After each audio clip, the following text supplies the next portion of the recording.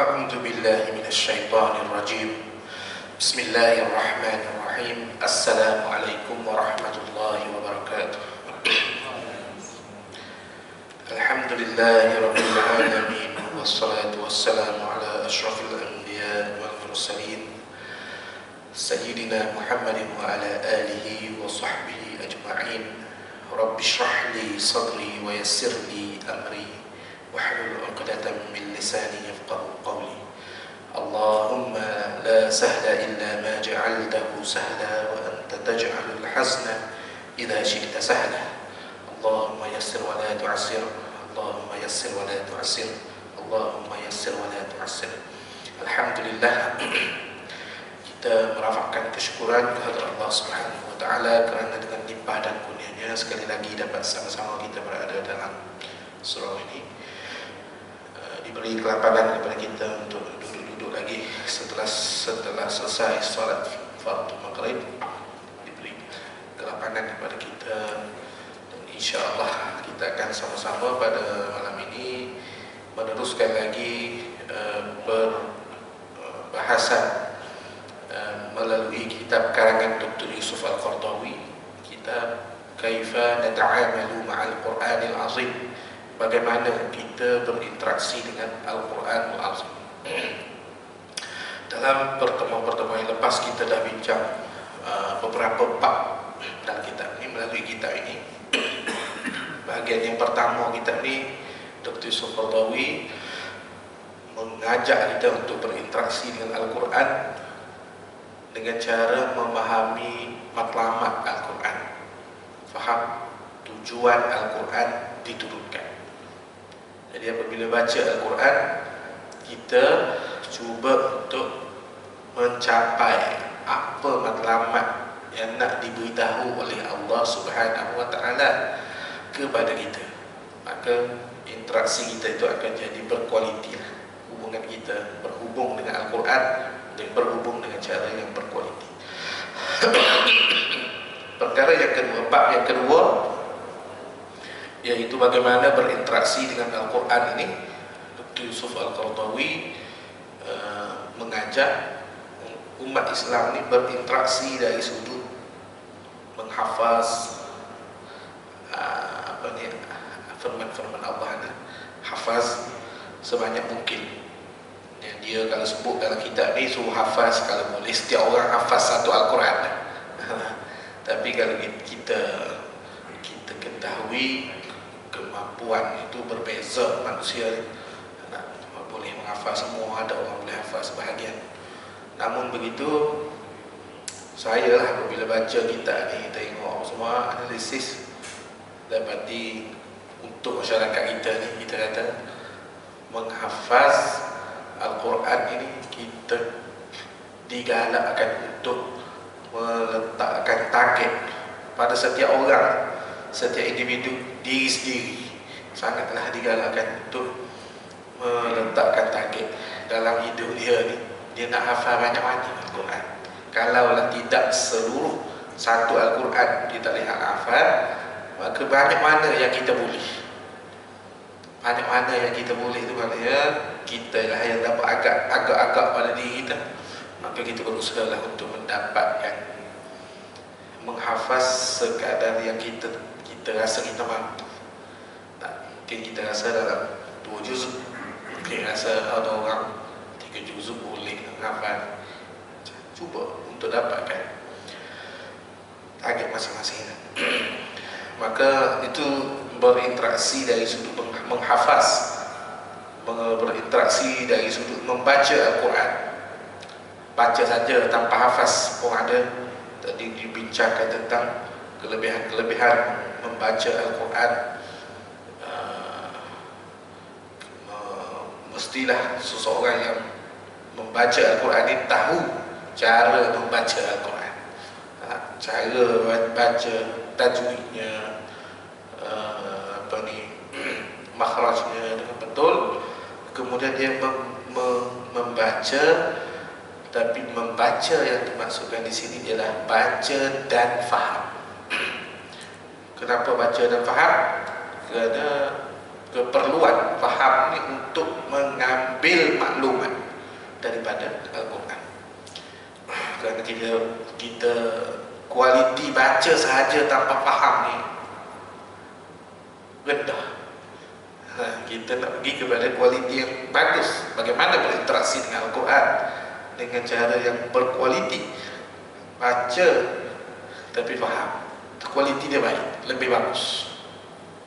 Bagaimana untuk memahami? Mudah saja, baca terjemahan Al-Quran. Sekadar faham secara umum apa yang nak disampaikan dalam Al-Quran. Cukuplah dengan baca, kemudian tengok terjemahan. Baca, kemudian tengok terjemahan. Berbanding dengan membacanya sepintas lalu tanpa melihat maksud. Kita jadi apa baca? Baca apa tadi? Contohnya lah, kalau ditanya, baca apa tadi? Tak, saya baca surah Yasin. Apa dia beritahu? Itu tidak penting. Yang penting saya baca. Nah, sebenarnya itu penting. Sebab apa? Al-Quran matlamat diturunkan adalah untuk memberitahu. Jika memberitahu tetapi dalam tak faham, dalam keadaan tak faham, disampaikan dalam keadaan tak faham, tak sampailah matlamat. Nah, jadi nak capai matlamatnya kena faham. Jadi membaca Dr. Yusuf Qaradawi sebut membaca, tapi dia dalam kitab ni dia tak bincangkan dengan faham tu. Sebab dia tulis dia tu bahasa orang Arab ni. Dia pun bangsa Arab, bercakap pun bahasa Arab. Jadi dia tak perlu nak mengulas tentang faham kerana bahasa mereka. Tapi untuk kita kena sebab tak sampai maksud tadi. Yang ketiga dalam bab yang kedua ni iaitu mendengar. Selepas membaca, Dr. Yusuf Qaradawi juga memberitahu tentang interaksi dengan Al-Quran dari sudut mendengar. Seorang tu boleh juga waktu-waktunya dia nak mendengar bacaan orang lain. Terdapat hadis Rasulullah SAW yang meminta kepada Ibnu Mas'ud supaya membaca Al-Quran, sehingga Ibnu Mas'ud rasa terkejut. Kenapa sebut dia baca? Nabi kata, aku nak dengar daripada orang lain. Mendengar bacaan Al-Quran daripada orang lain, mendengar bacaan Al-Quran daripada alat pun boleh juga. Kita baca, orang baca, dengar daripada YouTube. Dengar dalam YouTube ni pun bagus. Sama dengar dan lihatlah dalam YouTube ni. Sebab ada sebahagian dalam YouTube ni orang dah buat subtitle, terjemahannya. Nabi baca, tengok terjemahan sampai maksudnya. Okey, kemudian bab yang ketiga, kita juga telah bincangkan bab yang ketiga daripada kitab ini, iaitu berinteraksi dengan Al-Quran dari sudut pemahaman dan penafsiran. Kita fokus pada penafsiran berkenaan dengan menafsirkan penafsiran Al-Quran. Maksudnya kita dalam bab yang ketiga ni berinteraksi dengan Al-Quran dengan lebih berkualiti lagi. Tadi mula baca baca dan faham umum gitu saja, kemudian pergi ke satu step yang lebih baik dalam berinteraksi dengan Al-Quran, memahami penafsiran. Kerana dalam Al-Quran ini, pada Al-Quran ini banyak satu ayat, dua ayat yang disampaikan, sebahagian daripadanya ada sebab apa ayat ini diturunkan. Contohnya, bila ayat ini diturunkan, peristiwa apa yang berlaku yang menyebabkan ayat itu turun. Dia menerangkan perkara sejarah yang berlaku di sekitar ayat itu, juga menjadi menerangkan tentang ayat. Ada sebahagian ayat turun kerana orang bertanya kepada Nabi soalan. Ada orang tak puas hati kepada Nabi setelah Nabi berdakwah. Contohnya ayat apabila Nabi mengajak orang-orang kafir supaya beriman kepada Allah dan hari akhirat. berimanlah, percayalah hari akhirat kita ni akan dibangkitkan semula. Tak puas hati, tak puas hati, nak suruh percaya hari kebangkitan ni benda yang tak logik pada dia. Lalu Allah turunkan ayat, ayahsabul insan an lan najma'a izamah. Mereka tak puas hati, lalu mereka berkata, kita ni nak hidup balik, cuma ada tulang kita pun dah hancur. Tulang kita ni mati nanti, hancur dengan dia sekali. Cuma mana kamu bercerita pasal hidup balik? Allah turunkan ayat, ayahsabul insanu an najma'a izamah. Tidakkah apakah manusia menyangka bahawa kami tidak mampu menghimpunkan semula tulang temulak mereka yang telah hancur? Bala qadirina ala an nusawwiya banana. Allah menjawab dengan mengatakan, bahkan Allah berkemampuan untuk menciptakan semula jari-jari mereka. Bukan setakat tulang saja, jari-jari pun boleh buat balik. Tak ada sebablah kenapa jari itu disebut. Jadi dia pengetahuan itu tentang terhadap sesuatu ayat itu lebih jelas dan nyata pada kita. Baik, Dr. Yusuf Qaradawi juga kita dah bincang dah pasal tu, kedudukan tafsir semua tu kan. Kemudian dalam bab yang ketiga ini juga Dr. Yusuf Qaradawi mengajak kita memahami sedikit, kita faham sedikit asas-asas dalam tafsir Al-Quran. Kita tak payah mendalam sangatlah berkenaan dengan tafsir ini. Tak payahlah nak mengetahui dengan mendalam ilmu tafsir, tetapi ilmu asas dia tu kita nak kena tahu sikit. Contohnya Dr. Yusuf Qaradawi mengajak kita untuk faham sedikit bahawa dalam penafsiran Al-Quran ini para ulama ada dua aliran besar. Contohnya aliran yang pertama dipanggil tafsir bil ma'thur. Tafsir Al-Quran oleh sebahagian ulama ni menafsir Al-Quran ni hanya dengan meneliti riwayat-riwayat daripada Rasulullah SAW yang menerangkan tentang sesuatu ayat. Ataupun kalau tak ada hadis-hadis Rasulullah, komentar-komentar para sahabat Rasulullah berkaitan dengan sesuatu ayat juga dianggap sebagai ada nilai penafsiran. Ataupun kalau tak ada yang daripada sahabat kata-kata atau komentar daripada tabi'in, orang yang selepas daripada sahabat Rasulullah, juga diambil dan diangkat untuk jadi penafsir kepada Al-Quran. Kalau tak ada juga diambil kata-kata daripada ulasan-ulasan atau kata-kata daripada tabi'in, generasi yang selepas tabi'in, namanya tabi'in. Diambil kata-kata mereka. Kenapa ni? Diambil daripada tabi'in, daripada tabi'in, daripada sahabat, kata-kata mereka tentang penerangan sesuatu ayat,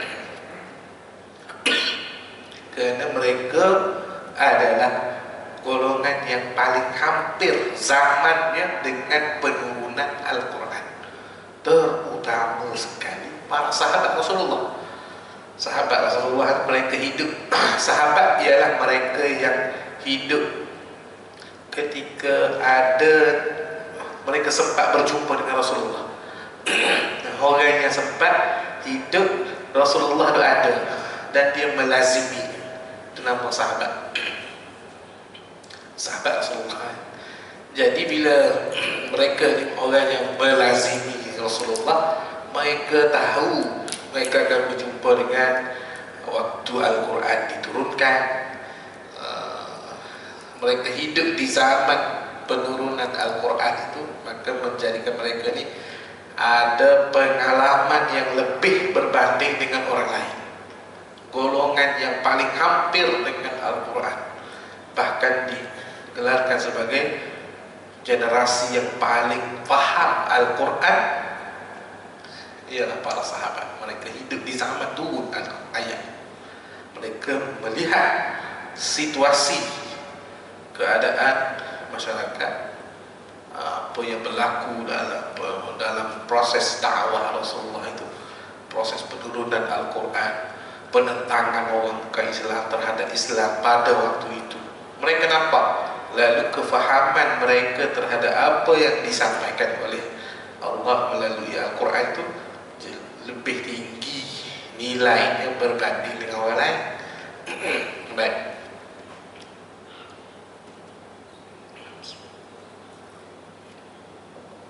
Kemudian turun sikit kepada lebih rendah sikitnya kepada tabi'in, generasi yang sempat hidup bersama dengan sahabat Rasulullah saja, tapi tak sempat dengan Rasulullah. Itu dipanggil tabi'in. Kemudian tabi'in, mereka hanya sempat hidup dan melihat, berjumpa dengan tabi'in saja.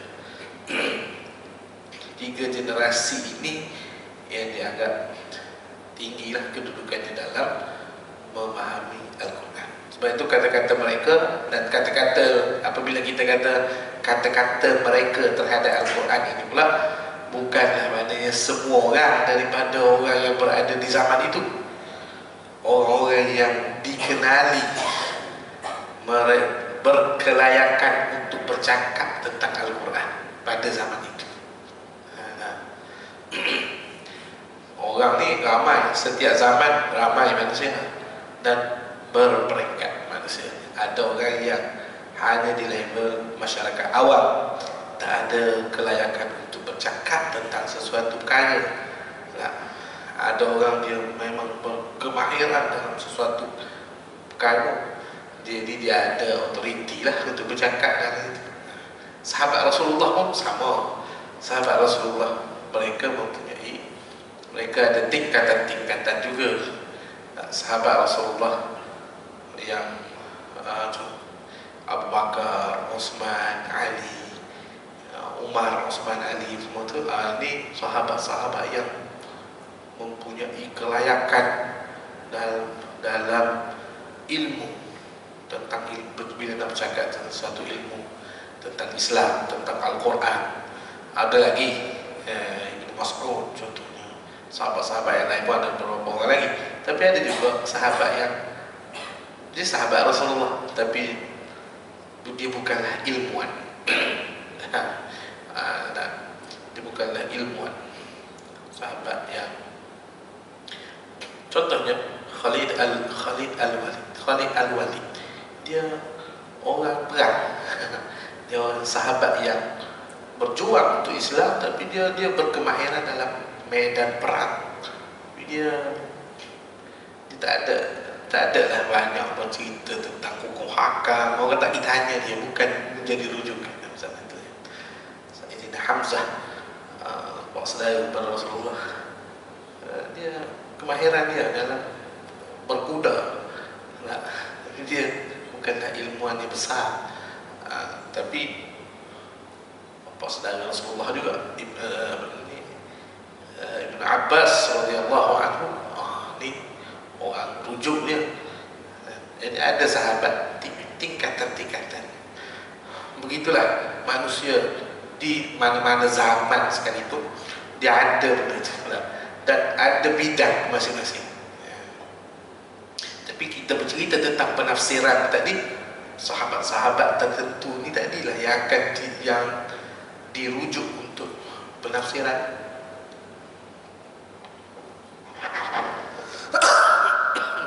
Ataupun jika mereka membicarakan tentang tafsiran ayat-ayat yang tertentu, kata-kata mereka itu ada nilai. Kemudian tuan-tuan, ini yang kita kembali semula kepada apa yang disebutkan oleh Dr. Yusuf Al-Qaradawi, tafsir bil maksud ni maknanya kata-kata daripada mereka ni lah. Komentar-komentar daripada mereka tentang ayat, tentang tafsiran Al-Quran, semua tu dan diriwayatkan lalu oleh generasi-generasi, lalu diambil dan ditulis dalam kitab. Lalu ada satu golongan ini, dia hanya menerima tafsiran itu berdasarkan kepada kata-kata saja, kata-kata para sahabat, tabi'in saja. Kalau tak ada daripada kata-kata mereka, tak ada ulasan-ulasan dari mereka ni, kumpulan sebahagian ulama ni mereka kata kita tak tahu macam mana tafsiran ayat, sebab tak ada pun sahabat yang cerita, tak ada pun tabi'in yang mengupas ayat ni, tabi'in yang mengupas ayat ni. Dia kira dia tak tahu tu. Itu satu bentuk tafsiran, gaya penafsiran Al-Quran berdasarkan kepada riwayat yang ada. Satu lagi aliran yang wujudnya ialah sebahagian ulama menafsirkan Al-Quran ini dipanggil tafsir bil-ra'i, menafsirkan Al-Quran dengan kemampuan ilmu yang ada pada zaman ini. Jadi dia tidak bergantung hanya kepada riwayat, dia mengkaji berdasarkan ayat ni, berdasarkan dari sudut bahasa, berdasarkan kepada ayat-ayat yang lain daripada ayat yang lain. Dalam satu ayat memberitahu sesuatu, kemudian ayat lain mungkin menjadi penjelas kepada ayat yang bersifat umum. Dia cuba mengkaji, menganalisis sendiri, tak bergantung kepada riwayat-riwayat seperti itu. Ada dua aliran di sini. Jadi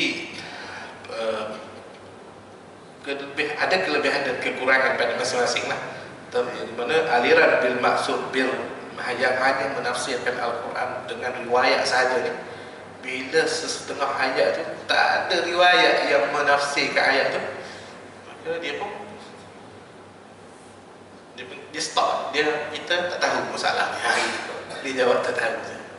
Tapi kalau tafsir bil ra'i, ulama yang aliran menafsirkan sesuatu itu berdasarkan kajian, berdasarkan analisis, memang tak ada riwayat, tapi kita kaji, kita kena cari jawapan. Dia begitu keadaan. Jadi dua aliran ini agak berbeza lah, berbeza sedikit. Jadi bila dah dua keadaan ini berbeza, orang pun tanya kepada Dr. Yusuf Qaradawi, aliran tafsir dengan riwayat dengan aliran tafsir bil ra'i, hak mana satu tafsir yang paling bagus dan di antara kedua-dua ni dalam menafsirkan Al-Quran?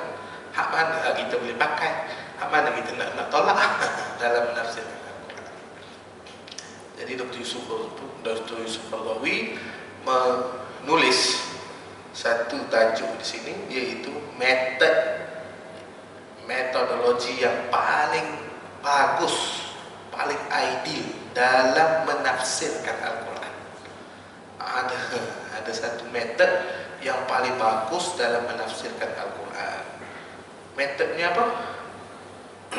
Yang pertamanya ialah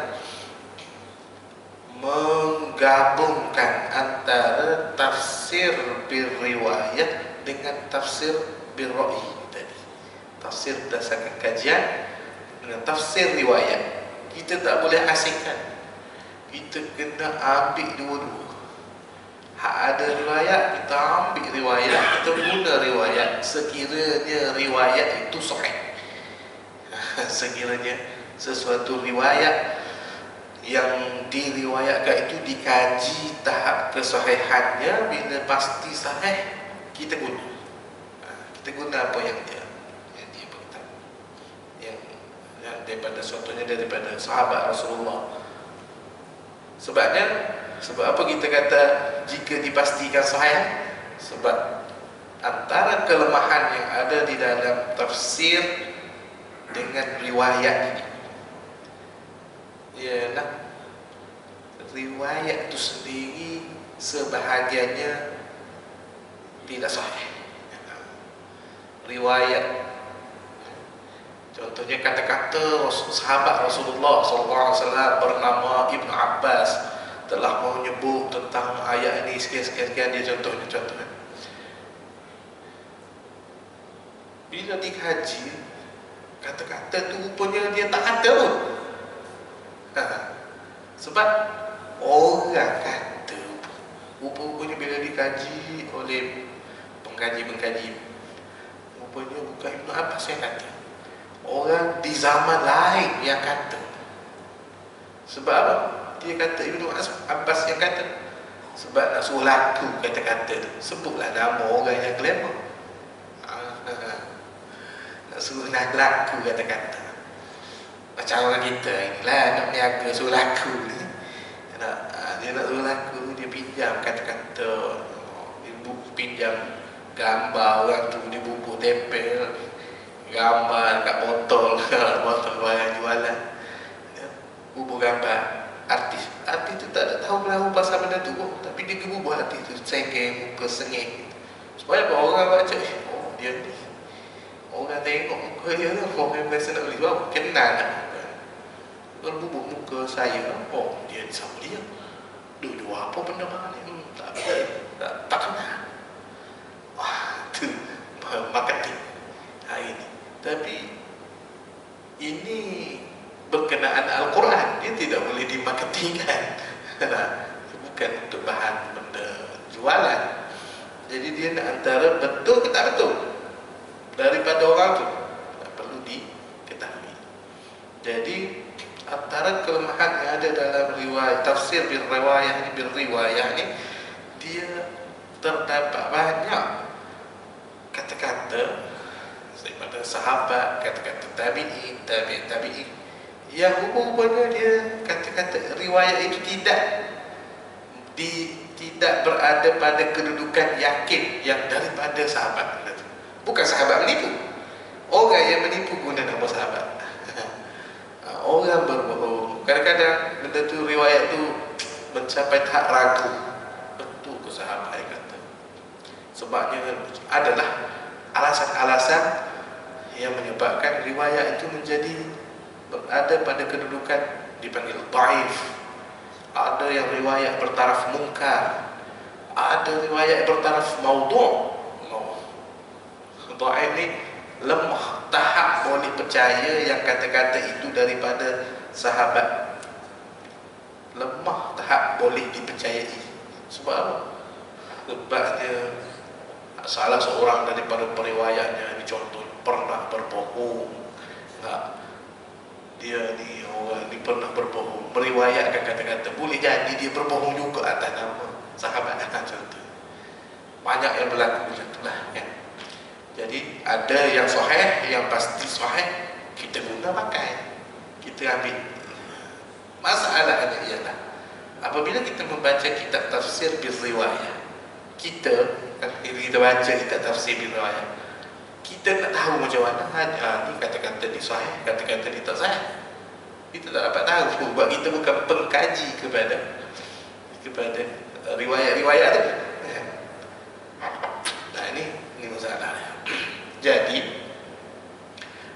sebab itu Dr. Yusuf Qaradawi kata yang paling idealnya ialah para ulama yang menafsirkan Al-Quran, dia kena guna metod campur riwayat yang setelah dia kaji dapati sahih riwayat tu, baru dia masukkan.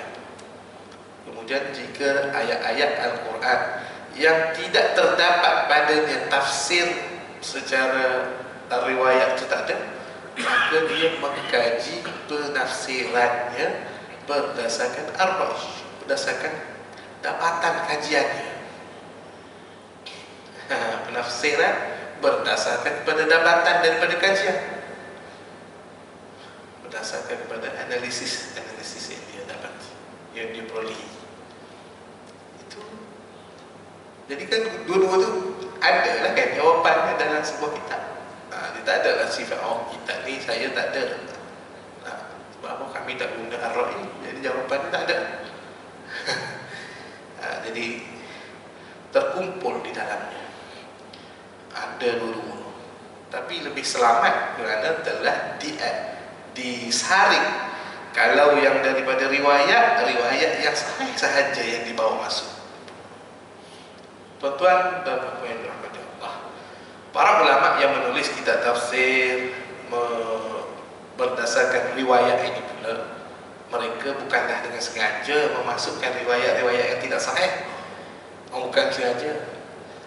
Berdasarkan kajian mereka pada waktu itu, mereka telah merasakan, mereka telah melihat sahih riwayat itu pada mereka.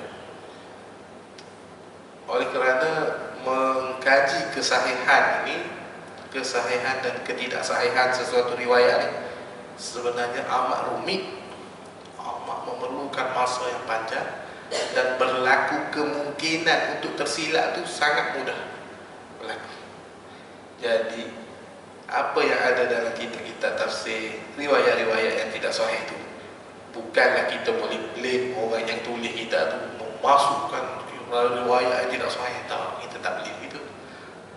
Kita menganggap itu satu kesilapan yang mereka tidak sedari. Mereka berasa sahih, tapi macam mana dengan kekangan waktu dan zaman mereka dalam mengkaji itu, terlepas masuk juga. Biasa macam hidup lah. Biasa macam betul lah. Tapi rupanya ulama-ulama yang selepasnya mengkaji semula dapat itu tidak sahih. Zaman ulama-ulama yang datang selepas zaman dia meninggal lah. Orang kaji lagi, sahih tak sahih itu ada lagi kaji dia. Dapati tak sahih. Apa yang ada dalam kita tak kata dia sengaja, dia bawa masuk riwayat tu. Cuma kitanya, ulama yang selepas tu pun menapiskan, riwayat ni kita jangan masukkan lah. Sebab apa? Tidak sahih, tak guna. Sebab tak gunakan riwayat-riwayat yang tidak sahih ni kerana dia tidak betul. Jadi itu yang disebutkan oleh Dr. Yusuf Qaradawi lah, metod yang paling bagus dalam penafsiran. Jadi kita kena cari yang kitab-kitab yang seperti inilah, yang menggabungkan antara yang disebutkan oleh Dr. Yusuf Qaradawi tentang kitab yang menggabungkan antara riwayat dengan ad-dirayah, antara metod riwayat dengan metod kajian. Yang terawalnya antaranya ialah Ibnu Katsir, walaupun tidak sepenuh. Ibnu Katsir dia dah ada metod, tapi dia bukanlah 100% menggunakan metod. Dia banyak daripada ar-riwayah. Dia banyak kepada ar-riwayah. Dia tak guna 100% gabungan. Tapi zaman dia dah ada lah, antara pemula, antara yang terawal dalam metod menggabungkan.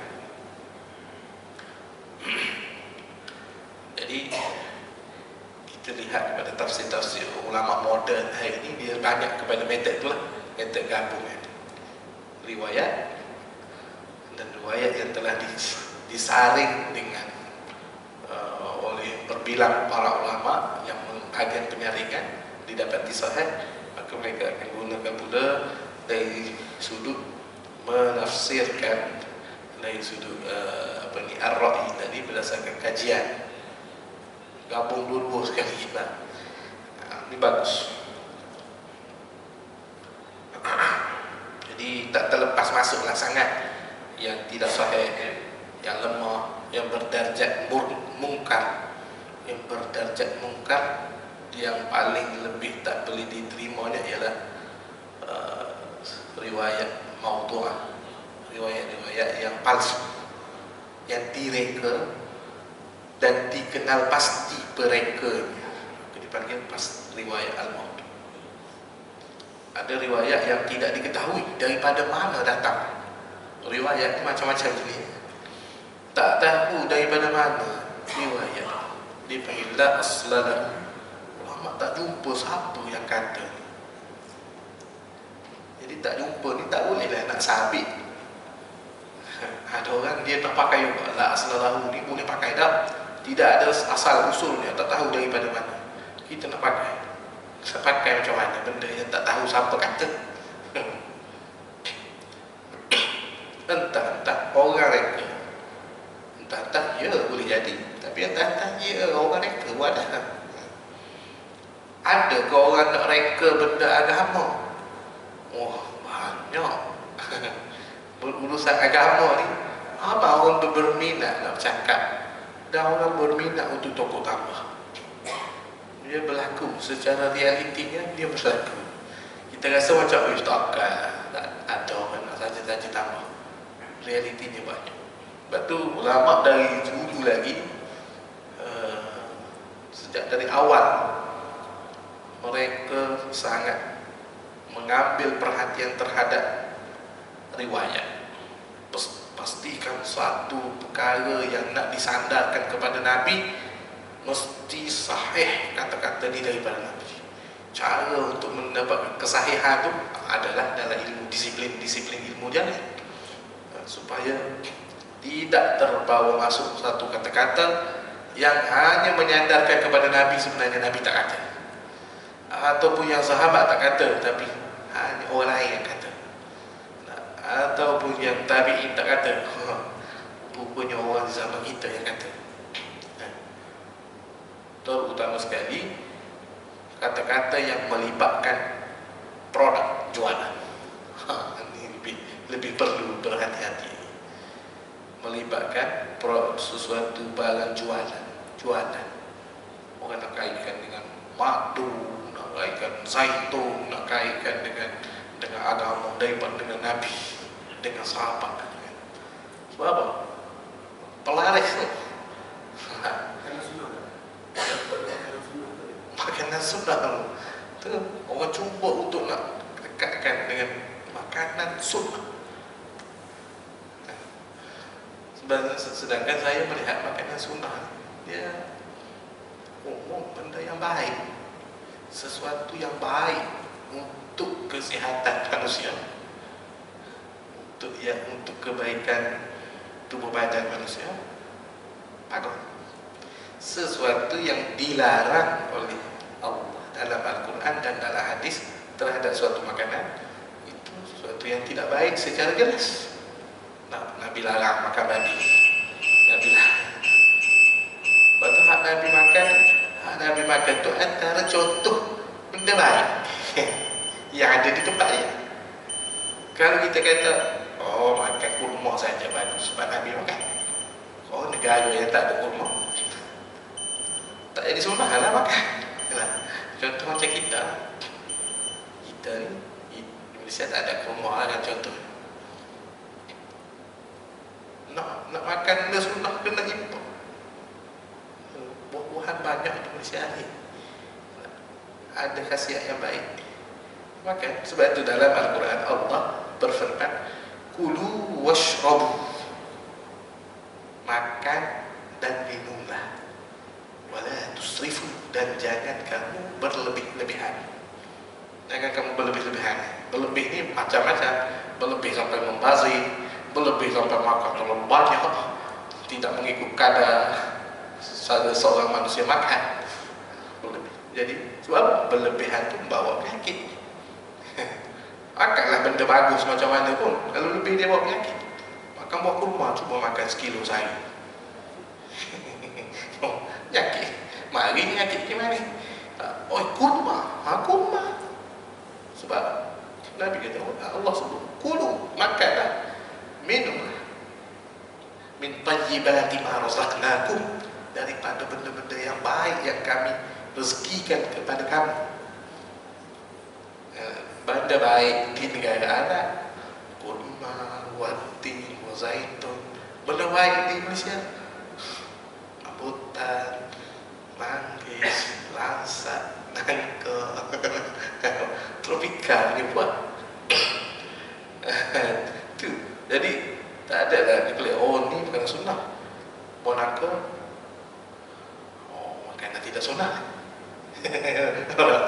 Jadi dah kita kata benda yang baik jadi sunnah. Sebab apa dia orang ni makan jadi angin, makan setengah kilo sekali hadap buah mata kucing itu 2,5 kilo jadi penyakit.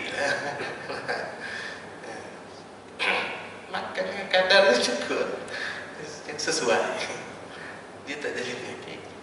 Orang yang dah sedia ada penyakit, memang ada cara batang dia udah kan. Jadi penafsiran itu perlu diperbaiki. Sebab takut orang pergunakan, ya. Pergunakan. Yang Ustaz sebut tadi itu pasal makanan sunnah tak makan sunnah. Macam perubatan pun sama. Perubatan pergi hospital, perubatan tak tahulah nama apa perubatan. Perubatan yang baca ayat Al-Quran dinamakan perubatan sunnah. Saya agak kurang sikit setuju. Kurang sikit lah setuju. Dalam Islam yang terbaik itu ialah yang berdasarkan ilmu, yang atas tunjang di kajian ilmu. Jadi yang baca Al-Quran cuba untuk mencari jalan menyembuhkan penyakit dengan cara baca ayat, baca ayat-ayat Al-Quran ini baik. Yang juga dilakukan oleh sahabat dan Nabi mengiyakan, tetapi yang merawat dengan cara mengkaji, menyelesaikan masalah penyakit dengan cara kajian semua ni, kedokteran yang moden, kita kata itu pun baik, bagus juga, menepati dengan Islam juga. Sebab dia berasaskan ilmu. Contoh kita kata darah tinggi, penyakit darah tinggi. Penyakit darah tinggi ni dia terjadi sebab apa? Kerana pembuluh darah manusia dah jadi sempit, lalu darah lalu susah, tekanan jadi tinggi, pam jantung menjadi tinggi, perlu bekerja kuat untuk mengepam darah seseorang. Lalu dia pun cari jalan, macam mana nak kurangkan darah tinggi manusia orang ni. Antara jalan dia ialah kena bagi cairkan sikit darah. Dia pun cari kaji, jumpalah satu benda yang bila seorang tu makan masuk dalam tubuh dia, cairan tu cair sikit. Bila cair ni senang lalu. Contoh kan, ini contoh simple, ini bukan saya bidang kedokteran kan. Contoh nak memudahkan tuan-tuan. Jadi bagus ke tak bagus? Bagus. Hanya boleh menyelesaikan masalah tu. Kenapa yang dinama sunnah yang ni bagus juga tapi tak nama sunnah? Ni kita kalau boleh elakkan nama ni sunnah, seolah-olah yang ni tidak sunnah. Yang dengan kajian, dengan ilmu, habis gerak beratus-ratus juta mengkaji, menganalisis apa semua, tiba-tiba tidak bertepatan dengan Islam. Agak seolah-olah jadi nampak macam Islam ni tak menghargai ilmu. Pada saya lah, ada pendapat dan benda tu boleh dibincangkan lagi secara lebih mendalam. Tapi itulah dia penafsiran. Itulah dia penafsiran, gaya-gaya penafsiran ya. Jadi itu baru perkara yang pertama yang kita bincang itu dalam metod yang paling ideal dalam menafsirkan Al-Quran ialah mengkompromikan, menggabungkan kaedah riwayat dengan riwayah dengan ad-dirayah. Mudah-mudahan kita berhenti setakat ini saja dahulu untuk hari ini. Mudah-mudahan bermanfaat atas apa yang kita telah kongsi bersama. Wallahu a'lam. Assalamualaikum warahmatullahi wabarakatuh. A'udzu billahi minasyaitonir rajim. Bismillahirrahmanirrahim. Alhamdulillahirabbil alamin wassalatu wassalamu ala Rasulillah wa ala alihi wa sahbihi ajma'in.